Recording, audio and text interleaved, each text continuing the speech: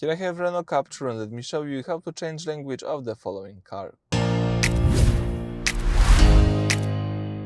So at the very beginning, let's start by using the home screen. Find here and select the apps icon. From the apps, you need to scroll down, in my case to the last option, which is the settings. Select the settings. Now let me scroll down from the list of settings to choose the system. From system, let's select languages and input. And right now, let's tap here the languages. As you can see, this is the full list of languages that you can use of this car. Let me just scroll down to see all the languages. And if you would like to change it, you just need to tap it. So let me do it. For example, let me change to Español. And as you can see right now, you've got the whole list in Spanish.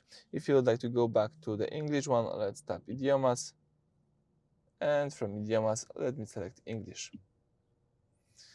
Alright, so that's it for this video. Thank you for watching. Please subscribe to our channel and leave thumbs up.